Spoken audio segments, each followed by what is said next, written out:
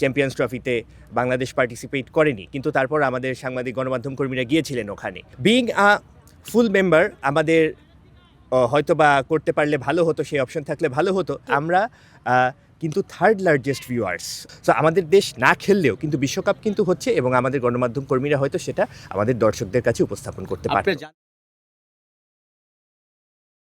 নিরাপত্তা ইস্যুতে বিশ্বকাপ ভারতে না খেলে সহ-আয়োজক দেশ শ্রীলঙ্কাতে খেলতে চাওয়ার ন্যায়সঙ্গত যে দাবি বাংলাদেশ আইসিসিকে জানিয়েছিল, সেটা উড়িয়ে দিয়েছে বিশ্ব ক্রিকেটের নিয়ন্ত্রক সংস্থাটি, যার জেরে আগামী মাসে শুরু হতে যাওয়া টি-20 বিশ্বকাপে অংশ নিচ্ছেন না সাইফ তাসকিনরা। কিন্তু এই ঘটনার রেশেই যেন অদ্ভুত কাণ্ড ঘটিয়ে বসে আইসিসি, বাতিল করে টুর্নামেন্ট কভার করতে চাওয়া বাংলাদেশি সাংবাদিকদের অ্যাক্রেডিটেশনের আবেদন।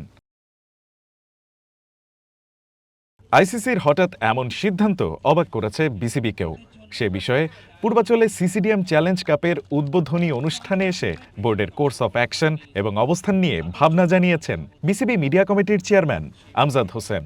যে গতকালকে এই সিদ্ধান্তটা এসেছে এবং তারপরে আমরা জানতে চেয়েছি, তার আমরা ব্যাখ্যা জানতে চাওয়া হয়েছে যে এই ব্যাপারে, ওইটা আপনারা জানেন যে ইন্টারনাল এবং কনফিডেন্সিয়াল বিষয়, বাট টু সামারাইজ দ্যাট আমরা জানতে চেয়েছি বিষয়টা। বাংলাদেশ প্রথমবার আইসিসির কোনো টুর্নামেন্ট খেলবার আগে থেকেই বিশ্বকাপে এদেশের সাংবাদিকদের উপস্থিতি ছিল। তাই এবার কেন আইসিসি অনুমতি দেয়নি বাংলাদেশি সাংবাদিকদের, সে প্রশ্নের উত্তর বিসিবি খুঁজে চললেও সে উত্তর মিলেছে ভারতের প্রভাবশালী গণমাধ্যম এনডিটিভির একটি প্রতিবেদনে। আইসিসি সূত্রে প্রতিবেদনে দাবি করা হয়েছে, বর্তমান রাজনৈতিক পরিস্থিতিতে ভারত ভ্রমণকে অনিরাপদ বলে বাংলাদেশ সরকার যে মন্তব্য করেছিল, তার পরিপ্রেক্ষিতেই এই অবস্থান নেওয়া হয়েছে।